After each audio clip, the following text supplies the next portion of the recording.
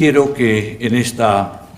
primera presentación, o en este momento, nos acompañe este precioso y conocido cuadro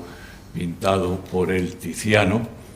sobre el cual en esas primeras jornadas del año 94, una dama de la Orden, esposa de caballero de la Orden también, y a la sazón y ahora directora del archivo de la Asamblea Española de la Orden de Malta, hizo un interesantísimo trabajo. Me estoy refiriendo a doña Carmen Arechaga, que en aquella ocasión hizo un acercamiento al momento histórico y al personaje, trayendo una serie de información importantísima que nos acercaba hacia ese personaje que aparece en el cuadro y cuya identidad todavía es objeto de polémica y de discusión. Esta persona, que muy probablemente se trata del que fuera 47º Gran Maestre de la Orden de Malta y príncipe soberano del archipiélago maltés y cabeza de la Orden melitense. Pues bien, este caballero, que creemos que se trataba de Fray Juan de Omedes, de la lengua de Aragón, que había sido bailío de Caspe, es un personaje especialmente relevante por su vinculación a la política naval de Carlos V. En realidad es el hombre al cual se le ocurre o que potencia una de las primeras ligas, de las cuales la última sería muchos años después, en 1571, y estamos hablando ahora de 1538, esa ocasión de Lepanto, a la cual ha hecho también referencia el almirante Gamboa. Este ilustre prócer, que muestra sobre su pectoral esa cruz potenciada de la Orden, que demuestra su altísimo estatus. Es una orden, es una cruz blanca, privativa de los grandes maestres, y que por lo que a nosotros respecta, aparte del interés de traer este personaje a colación, es que con su mano izquierda está emitiendo un mensaje, está abarcando, está señalando un precioso reloj de fanal, de mecanismo pues casi imposible en aquella época, pero real, reservada para un personaje de su inmenso estatus, altísimo estatus, pero que también manda un mensaje que nosotros recogemos o que pretendemos recoger. Es el mensaje latino, el adagio latino de tempus fugit, o del sic transit gloria mundi, que tiene un carisma más cristiano y más propio con la orden a la cual representa. Él nos está recordando que la historia de la Orden, como la propia historia de la Armada, merece ser recordada. Y merece ser recordada en su doble aspecto de adentrarnos más en su realidad a través de la investigación y de darla a conocer mediante la divulgación. Este lema que nosotros también acogemos como recuerdo a todas aquellas personas que recientemente, a partir del año 94, participaron o promovieron y participaron en estas jornadas y que desgraciadamente no se encuentran entre nosotros. Intentaré en el momento de ir recordando cada uno de los momentos de las conferencias, su participación y también su recuerdo. Como ya ha señalado también el almirante Gamboa, hemos tratado en todas estas conferencias, en todas estas charlas que han tenido su representación en los consecuentes cuadernos monográficos del Instituto de Historia y Cultura Naval, recoger todos los polifacéticos aspectos que nos vinculan a la Armada y a la Orden de Malta. Aspectos, desde luego, referentes a la gran historia, a la historia universal, como esos acontecimientos generales de la historia de la humanidad, como es el gran asedio de Malta de 1565, en el cual se salvó la Orden gracias a la Armada y gracias a los tercios de Felipe II. y también ese momento también estelar, que también hemos citado aquí, y volvemos a citarlo en este 450 aniversario de la batalla de Lepanto. Pues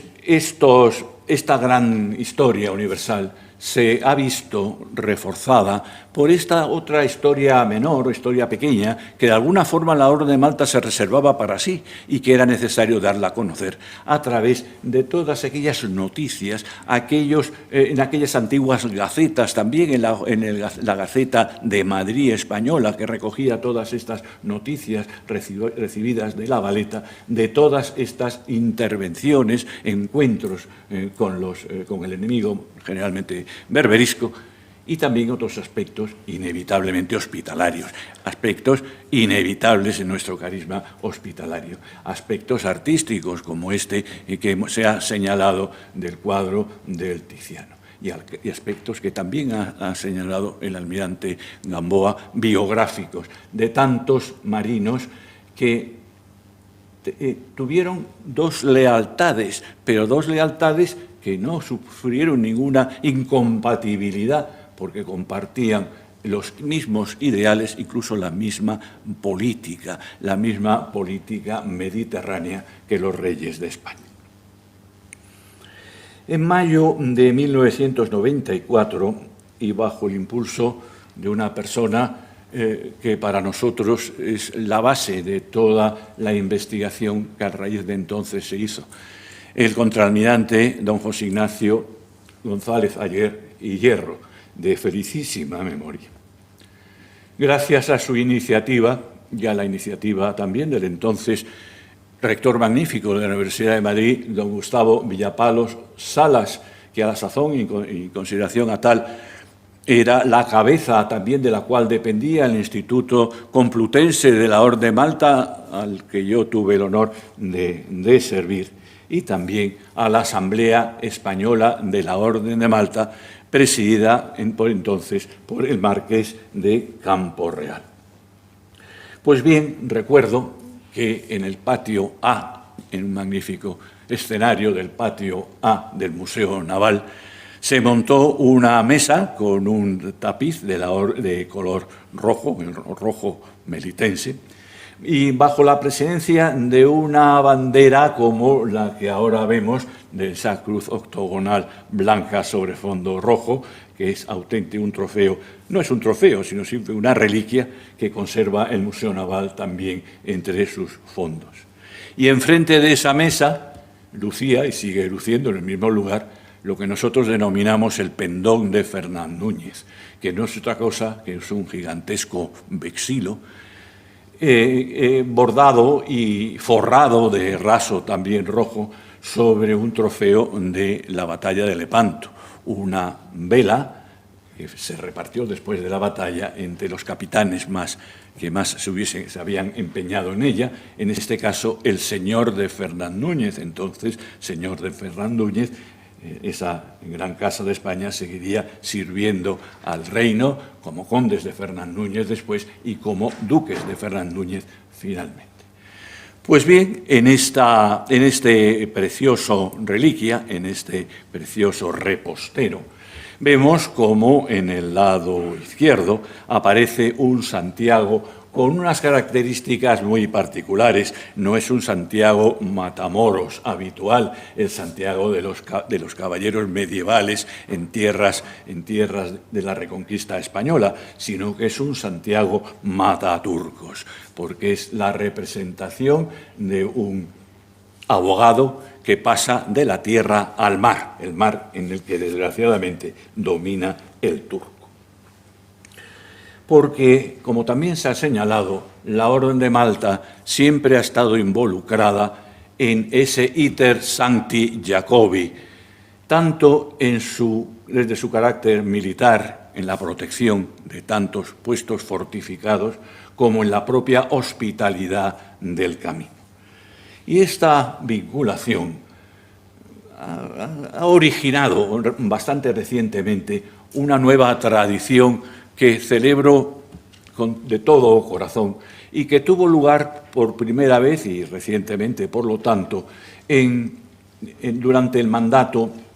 del príncipe gran maestre Fray Angelo de Moyana, quien quiso trasladarse en el año santo jubilar compostelano con todo el soberano consejo y con buen número de caballeros de Malta. Y esta costumbre se ha venido siguiendo por sus sucesores en el gran magisterio, como fueron el Fray Andrew Bertie, de felicísima memoria también, y Fray Matthew Festing, el cual como recuerda toda la Orden de Malta, ha recordado el almirante don Marcial Gamboa, como a él también lo recordamos con muchísima gratitud. Y con este motivo de haber visitado la tumba del apóstol y de ganar la gran perdonanza, pues quisieron los agemas de turno, los jefes del Estado Mayor de turno, pues subrayar esa condición, ese vínculo que nos unía, y fueron todos, como también se ha señalado, invitados para visitar la Escuela Naval Militar y fueron recibidos con esos honores y con esa categoría que caracteriza a la Armada Española. Pues bien, también en lo jacobeo, y refiriéndome a estas primeras jornadas, tengo que resaltar la intervención pues, ejemplar de un personaje que es un gran medievalista, que está enormemente vinculado a ese Camino de Santiago, in occasum mundi, como él gusta de decir, porque investiga, es un gran investigador de los reinos, de la Orden de Malta, o la Orden del Hospital, entonces, en los reinos de León y de Galicia. Hizo un magnífico estudio de toda esa trayectoria, este profesor de la Pontificia Università Lateranense, que se llama, y sigue ejerciendo su docencia, don Paolo Cauchy von Saucken. Pues Paolo Cauchy von Saucken, aparte de hacer una magnífica memoria histórica, en la cual desgraciadamente el tiempo no me permite profundizar en ella, pues estableció o subrayó ese vínculo místico e indeleble entre la cultura caballeresca y la cultura del peregrinaje. Efectivamente, eso es una realidad. Y es una realidad que se palpa también en los monumentos a través del propio camino. Muestro en este momento, como mostré en su día, esta bellísima iglesia fortaleza de Portomarín, que actualmente no se encuentra en la misma ubicación que entonces, debido a la construcción del embalse, y perdió pues, parte también de su personalidad al haberse perdido para siempre por todos esos edificios de hospital. Es una fortaleza hospital y, por lo tanto, un paradigma de esa doble condición. Aquellas primeras jornadas a las cuales también asistió otra persona también de recuerdo entrañable, que fue el embajador extraordinario y plenipotenciario de la soberana Orden de Malta, que fue el portugués Vizconde de Viñal, al cual dedicamos también un cariñoso recuerdo. Para estas jornadas quisimos o buscamos una portada que nos pareció pues la más idónea y la más significativa. En ella vemos una cruz de Malta rota, una cruz de Malta de la cual se ha desprendido esa laca o ese esmalte blanco que tenía que haberla recubierto, que cuenta también con una argolla a través de la cual tenía que pasar la cinta de la cual colgaba el cuello del caballero y que apareció hace los años 70, no puedo precisar el momento. Se encontró en un pecio muy significativo, en una galeaza, la galeaza Girona, que no Girona, la galeaza Girona que perteneció a la escuadra de galeazas del mando de don Hugo de Moncada, un conocidísimo caballero de la lengua de Aragón, en una jornada mal llamada también de la Invencible de 1588. Momento en que se descubrió, con un criterio no actualizado de cómo debe hacerse una prospección submarina, apareció, entre otras joyas, esta que ahora se encuentra depositada en el Maritime Museum de Botanical Gardens de Belfast, porque había aparecido en la Cada Point. Pues bien, debo señalar que es muy posible que efectivamente pertenecía, bueno, las alternativas son pocas, o bien perteneció al jefe de esa división naval, don Hugo de Moncada, o perteneció a lo que hoy llamamos capitán de bandera de la Girona, que no fue otro que otro caballero, en este caso genovés, que fue el caballero Spínola. Este caballero de gran importancia también y de trascendencia, Fabricio Spínola. Otras 9 ponencias versaron sobre una muy variada temática. El general auditor, que nos hubiera gustado que nos hubiera acompañado en esta ocasión y esperamos que pueda hacerlo en otra, don José Cervera Peri, trató de un tema muy interesante, que él denominó Policía Naval Europea del Mediterráneo,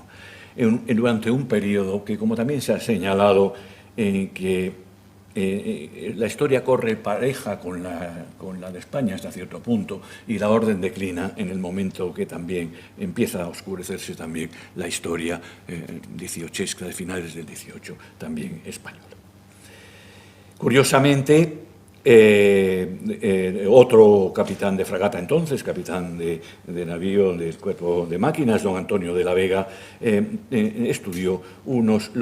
tuvo el acierto de compaginar lo artístico con lo histórico, hacer una relación bajo ambos puntos de vista de los cuadros de retratos de marinos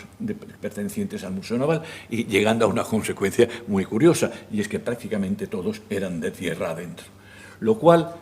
pues en primer lugar hay muchísimas vocaciones, como todos ustedes saben, de marinos de tierra adentro, y por otra parte está muy justificado en la Orden de Malta, cuyas encomiendas principalmente son interiores. La historia a grandes trazos se vio completada con una aportación de un investigador dependiente también del Archivo Histórico de la Asamblea de la Orden de Malta y bajo la dirección de su directora, de un grupo de jóvenes investigadores que hoy en día son menos jóvenes, pero ya no son noveles, sino muchos de ellos son investigadores en el pleno sentido de la palabra. A don Valentín Céspedes correspondió dar a conocer esas noticias de interés que completaban de alguna forma la historia. Y tuvo el acierto también de marcar el momento en que esas relaciones pues sufrieron también sus momentos pues menos estelares o menos importantes o más peligrosos, que fueron 2 momentos en el siglo XVI-XVIII muy característicos, en los que la unión de los siglos XVI y XVII pues no fue tan intensa, luego volvería a serlo. Al principio del siglo XVIII sucede la Guerra de Sucesión y el gran maestrazgo de la Orden de Malta no sabe muy bien, como el propio pontificado, la propia sede de Pedro, no sabe de qué lado ponerse. Y otro momento será otro momento en que la Orden de Malta correrá el gran peligro de perder sus posesiones temporales en el archipiélago maltés. Es el momento de la que nosotros denominamos Guerra de la Oreja de Jenkins, en la cual no voy a incidir, en la confrontación naval hispano-inglesa de 1739 y 1748, en que la Home Fleet obligó a los caballeros de Malta a adoptar una postura más o menos neutral. En esta ocasión también el Museo Naval nos abrió sus secretos. Yo tuve la ocasión de manifestarlos. No solamente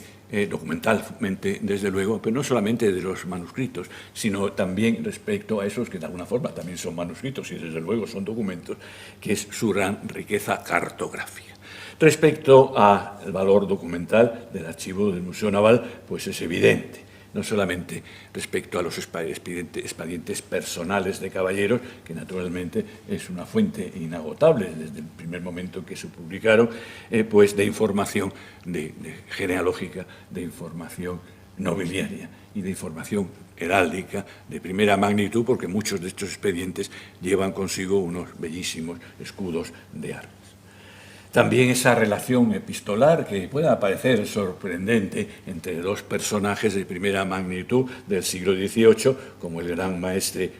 maestre Manuel de Rohan, y nuestro bailío Valdés, don Antonio Valdés, el artífice de la bandera de España, que era secretario a la sazón de la cartera de Marina. Y también el archivo, don Álvaro de Bazán, del Viso del Marqués, aportó también su granito de arena. Y lo hizo mediante una aportación especialmente inédita y especialmente desconocida, como fue aquellos objetos preciosos o singulares que se intercambiaron los dos soberanos, el rey de España y el príncipe y gran maestre, consistentes, entre otras cosas, por parte de la Orden de Malta, en animales vivos del norte de África, es decir, guepardos, es decir, gacelas, es decir, también el famoso halcón maltés, esa contraprestación que recibió el emperador Carlos V, al cual se refirió el almirante en 1530, como símbolo de vasallaje, aunque fuera teórico. Recordemos que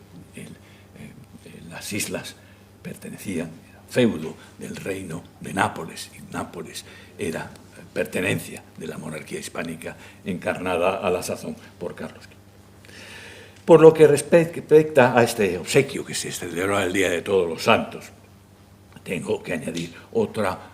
aportación importantísima de estas primeras jornadas, aquella aportación consistente en algo que apareció al pie del Moncayo, en la encomienda de Ambel, en el convento sanjuanista de Ambel. Hoy día es algo muy conocido, algo sobre lo que han incidido muchos investigadores, y la aportación que supuso en aquel momento abrió la puerta a otros muchos trabajos, de lo cual nos alegramos muchísimo, porque ese fue una de las misiones de estas jornadas.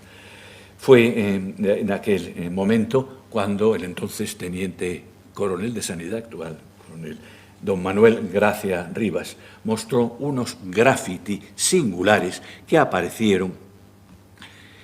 en el atrio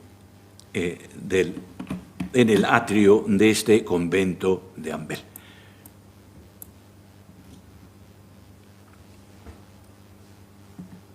Estos dibujos originales que representaban, por un lado, unas galeras de la Orden de Malta, y también unos navíos redondos de gran interés para todo tipo de investigación. Por otra parte, otra encomienda gallega, la de Santa María de Beade, fue trabajada a través de una de las figuras más emblemáticas que reunía y mantuvo hasta la desamortización. Su trabajo correspondió a don Carlos Sangro Gómez Acebo, otro de los jóvenes entonces investigadores del archivo de la Soberana Orden de Malta. Esta bellísima talla de un caballero orante que se encontró en esa Rivadavia, en esa ribera de la vía, y que es una magnífica escultura funeraria sobre la cual versa, y también sobre la atribución de su artífice. Me interesa señalar sobre todo cómo este caballero, que es un caballero medieval, aunque sea en la edad moderna, pues usa todavía de todos esos armamentos que usa también a bordo de la galera para gran incomodidad, incluidas también esas grandes espuelas que son a la vez, naturalmente, para conducir direccionalmente su montura, pero también para resaltar su condición caballeresca. El monumento nacional, que es la iglesia románica de la Veracruz, la iglesia segoviana, que se encuentra justo abajo entre el Tajo del Cortado del Alcázar y el pueblo de Zamarramala, en el otro Otero, es una iglesia emblemática sobre cuyo denominación y cuyo antecedente de esa denominación trabajó don Diego Gamazo de Rux, otro de los jóvenes investigadores. Concretamente, sobre su denominación de la Veracruz, puesto que fue efectivamente la depositaria de un Lignum Crucis que desgraciadamente perdió con el tiempo y que continúa siendo administrada por la Asamblea Española de la Orden de Malta. Por último, la última de las sesiones correspondió a una pregunta que de aquella nos hacían todos en esas primeras jornadas, y de que cómo ha logrado llegar una orden de Malta de estas características, o del Hospital, de Rodas y de Malta, hasta nuestros días. Y para responder esa pregunta no había persona más caracterizada que quien era en su momento el canciller de la Asamblea Española de la Orden de Malta, don Juan Echevarría, quien contesta a esa, lamento no poder hacerlo yo en este momento, a esa el porqué de que ha durado más de 900 años, del que porqué hoy en día 10.000 caballeros pues la sirven, y que caballeros y damas, y que actualmente mueven y movilizan más de 600.000 voluntarios. En marzo de 2000 tuvieron lugar, es decir, 6 años después de las primeras jornadas, tuvo lugar el segundo ciclo de conferencias y tuvo lugar en este salón, que para nosotros de alguna forma estrenamos. Como cabeza del Instituto de Historia y Cultura Naval estaba el contraalmirante don Fernando Riaño Lozano. El marqués de Campo Real continuaba a la cabeza de la Asamblea Española de la Orden de Malta, a su timón. Y el conde Ferdinand Orsic von Slavetich, de felicísima memoria también, era su embajador en España. En este año coincidían varios efemérides de la mayor magnitud. Una de ellas está en la celebración del 900 aniversario de la creación de la Orden, pero también se celebraba el 5º centenario del nacimiento del emperador Carlos V, que hemos visto pues prácticamente que estamos hablando de lo mismo. Con esa ocasión de ello nos visitó y asistió a nuestras conferencias el gran canciller de la Orden, a la sazón el conde Carlo Marulo de Condoyani. Quisimos o buscamos para este ciclo de conferencias otra portada, esa portada de la galera magistral que a finales del siglo XVIII pues fue el vehículo de representación y de combate del gran maestre Emmanuel de Rohan, con toda esa belleza, que mantiene las líneas de una galera del siglo XVII, pero con las innovaciones de una galera ya XVIII. Y en estas jornadas quisimos, por un lado, ampliar información de lo que ya habíamos dado en un primer momento, y en segundo lugar, cubrir los huecos de aquellos momentos históricos en que todavía no habíamos podido tratar. Por ello, don Juan Alejandro Magaz Ibanez, otro joven investigador, pues versó sobre un periodo muy significativo para esta sede en ámbito marítimo, que fue esa etapa rodia de la Orden de San Juan en 1309 y 1523, en que dejaron de ser caballeros de punta en blanco para convertirse en caballeros marinos del mar Mediterráneo. Ese momento en que Rodas se convierte en un imperio del arte, de la castamentación, de la medicina y de la literatura. Quisimos en este momento también tener un recuerdo respecto a alguien que había sido un símbolo respecto a estas jornadas que nosotros ahora revivíamos.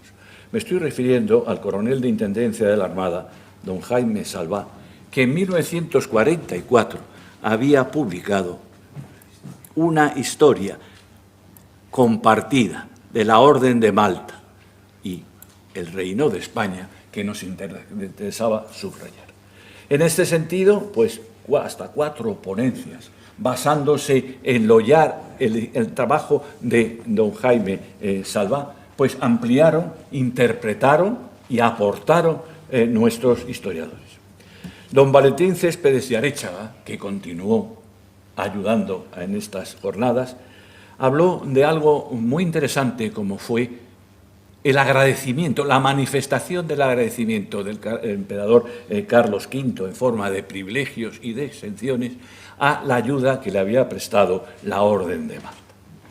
Y en una línea bastante parecida,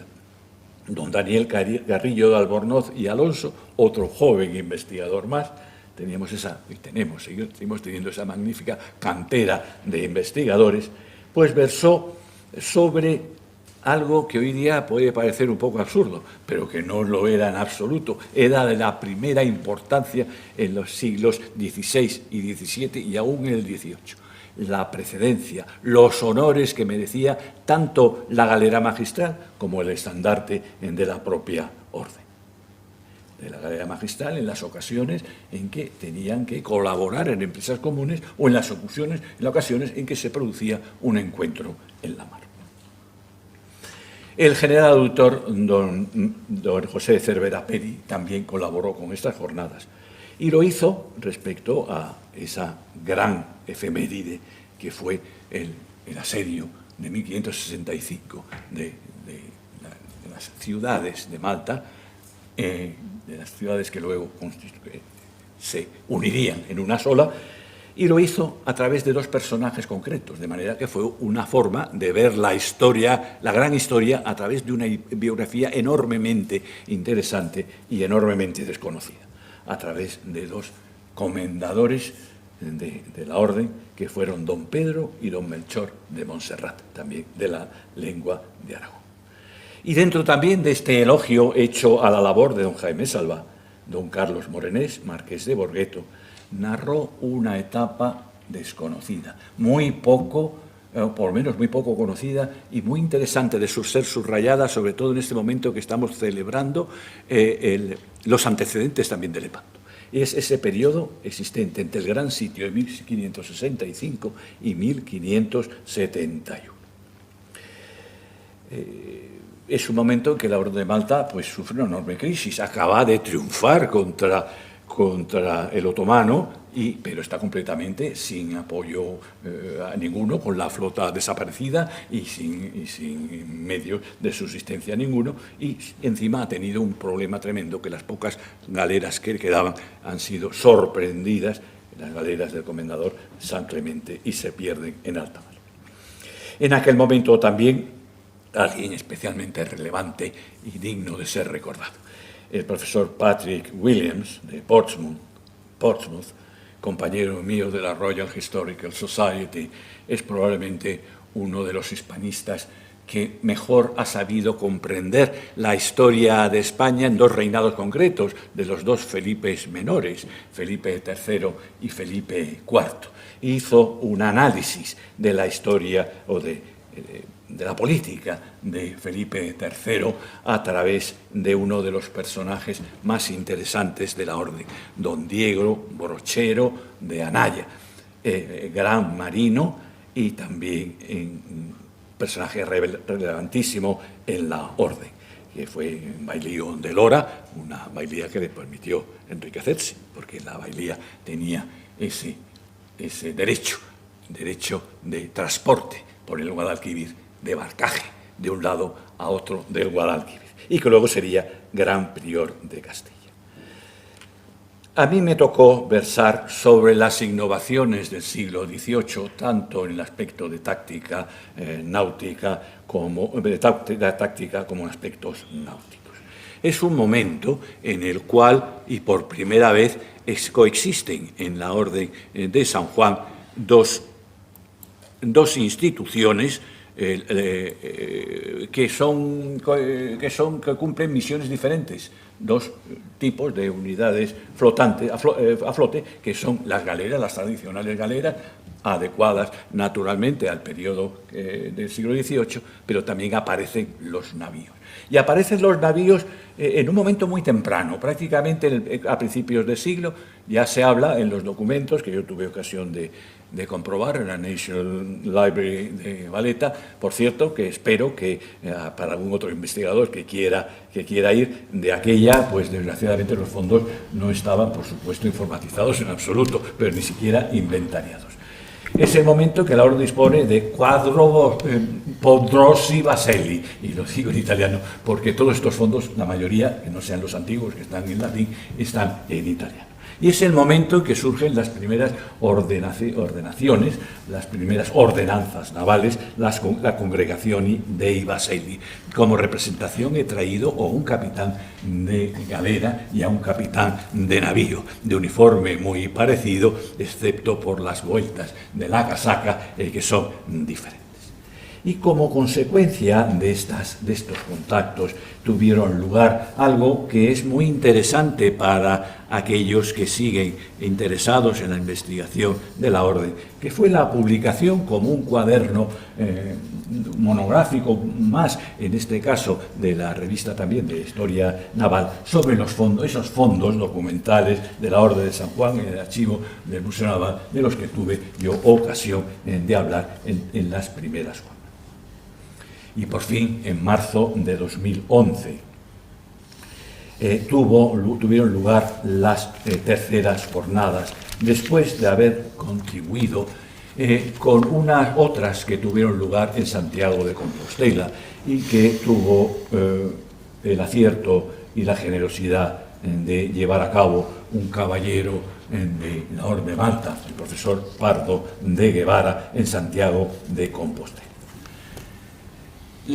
Para las terceras jornadas, pues se eligió esta portada, que es un grabado en cobre de un mapa coloreado del archipiélago maltés, que representa la isla de Malta, representa también la isla de Gozo y también la isla de Comino y algunos otros islotes deshabitados como Cominoto, que fue realizado por un gran cartógrafo y geógrafo imperial en 1724. Me estoy refiriendo a Johann Baptist Homer. Es de señalar respecto a esta portada que tenemos que tener en cuenta ver esa cartela que aparece en la parte inferior, que representa pues una panorámica desde el mar de la Valetta, sobre todo subrayando lo que sería una fortificación a la moderna absolutamente ejemplar. De hecho, podría sobrevivir hasta que en 1789, pues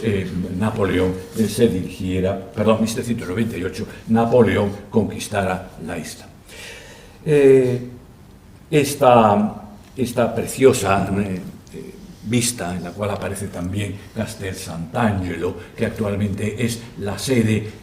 cultural de la Soberana Orden de Malta, la sede política, como ustedes saben, está en la Vía Condotti de Roma. Pues bien, la sede cultural está en Castel Sant'Angelo. Y esta representación también tiene en la parte de arriba una cartela que es una especie de alegoría de la propia orden. En la cartela aparece un gonfalonero, un portaestandarte de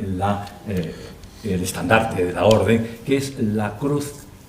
latina, nuestra bandera de Estado, no la habitual de las bienaventuranzas, sino la bandera de Estado.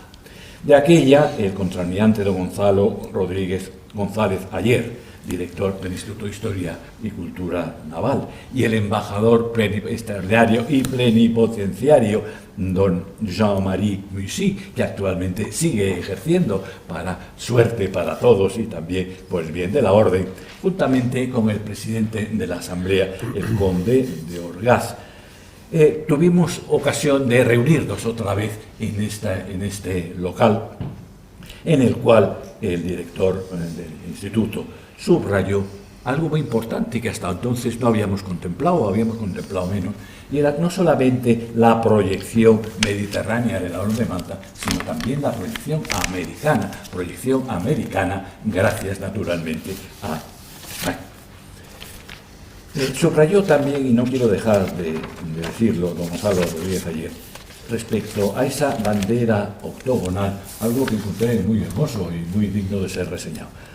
Él habló de esta cruz de octogonal como símbolo a la vez de la redención y de las 8 bienaventuranzas, como ha subrayado muy acertadamente también el almirante Gamboa, ante la que tembló el enemigo y esperanzaron el cautivo y el pobre. En estas jornadas, diré ya para terminar, se estudiaron las diversas etapas navales de la orden, las galeras tardías, los perfiles y exigencias de los marinos y la pervivencia de la vocación humanitaria. El general auditor, don José Cervera, analizó una vez más a esos sanjuanistas que copan curiosamente el acceso a la Secretaría de Marina, a la Secretaría de Estado y de Despacho de Marina. Lo cual, pues, debo decir que no fue bien recibido por la institución, porque decía, bueno, que son estos santurrones. Y digo santurrones, no lo empleo yo, sino que habló de santurrones, nada menos que otro gran marino, que fue don José, gran marino y gran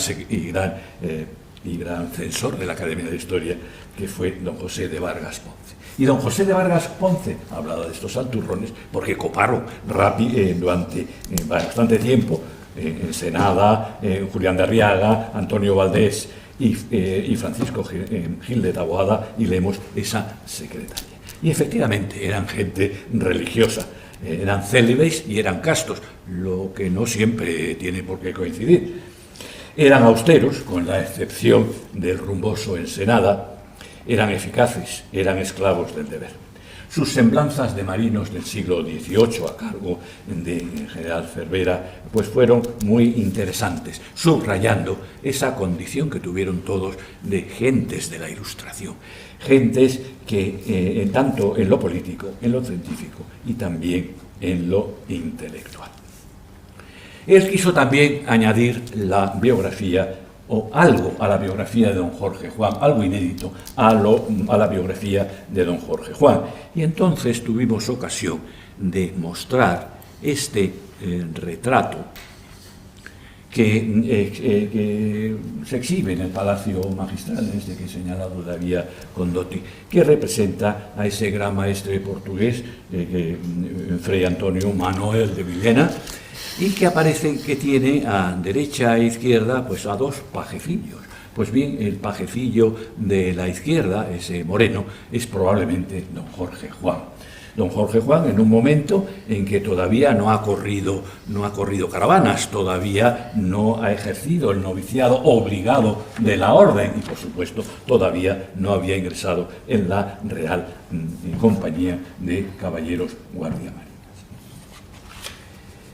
Don Jaime de Salazar y Hacha, actualmente académico de la historia, tuvo una aportación muy importante a través de los estatutos antiguos de la orden, de la propia orgánica de la orden. Y de esta exposición sacó una consecuencia que yo valoré muchísimo, y fue que efectivamente la orden pues llegó a tener momentos de gran boato, de gran representación social, de gran estima en todas las cortes de la Europa, y sin embargo, como él dijo, no era una vida muy placentera ni tranquila la que tenían que arrostrar los caballeros de San Juan, movidos de su fervor. El capitán de navío, don Pedro Fondevila Silva, desgraciadamente fallecido, en perjuicio de la investigación, y para desolación de los que fuimos sus amigos, continuó el estudio que yo iniciara sobre la Marina del siglo XVIII. Lo hizo sobre todo desde el punto de vista de aspectos constructivos. Vemos ahora una sección de una galera, sobre todo para destacar los aspectos constructivos y también de la estiba necesaria para su velocidad y rendimiento, la organización, el aparejo. Y estudió concretamente ese momento histórico en que Carlos III ya había renunciado a la escuadra de galeras, el personal de galeras se había dedicado a extinguir, Y sin embargo, a pesar de la ordenanza de 1648, y sin embargo ahora a finales del siglo vuelve a sentir la necesidad de volver a recurrir a las galeras. Y no había ya constructores de galeras en nuestros arsenales, tuvo que acudir a las galeras de Gran Maestre, concretamente a 2 galeras, de las cuales no quiero adelantar otros acontecimientos. Y por último, el coronel don Manuel Gracia Rivas nos llevó del pasado al presente, incluso un poco más allá, y nos hizo un reto. Referenció los 2 buques históricos que navegaron bajo el pabellón de Malta. El gran buque Hospital, que fue la gran nave Santa Ana, a principios de la Edad Moderna, y luego muchísimo después, el navío, el paquebote en realidad, Regina Margherita. Este paquebote que durante la Primera Guerra Mundial, estamos viendo un sello postal, la orden, como es soberana, emite sellos y acuña moneda. Pues bien, este buque, que fue entregado a la Asamblea Italiana de la Orden de Malta para la atención de sus heridos y de sus enfermos. Y digo que el coronel Gracia pues, nos lanza un reto tanto a la Asamblea Española como a la propia Armada, que yo suscribo y que lo vuelvo a presentar aquí, sobre la posibilidad de que la Asamblea Española, tal vez con la ayuda de la Armada Española, pudiera hacer lo que está haciendo la Asamblea Francesa de la Orden de Malta. La Asamblea Francesa de la Orden de Malta está administrando una especie de batomus, desde luego son en el Sena, una especie de pontones unos, otros que efectivamente tienen motores, para recoger a un grupo olvidado y difícilmente recuperable, como son los sin techo. Como ustedes saben, los sin techo es muy difícil acogerlos en un hospital, en un sitio cerrado de convivencia. Sin embargo, tiene un gran atractivo, y no dudo sus razones, por estos tipos de barcos. Y tengo que señalar también que, naturalmente, para esto la Asamblea Española necesitaría de muchísima ayuda. Y de muchísima ayuda en un momento en que se ha volcado en uno de estos terribles momentos que hemos sufrido, desconocido hasta ahora, que es esta terrible pandemia. La Orden de Malta desarrolla una labor increíble, iba a decir yo, impensable a la hora a través de sus comedores, sobre todo, de sus comedores y a través de la comida envasada, entregada a las personas necesitadas. Y efectivamente eso justifica lo que en su momento llegó a decir el general Cervera, que más que las jornadas, que la historia de la Orden de Malta, la mar y la armada, pues es la historia de una nave que arribó a buen puerto. Muchas gracias, señoras y señores, por su atención.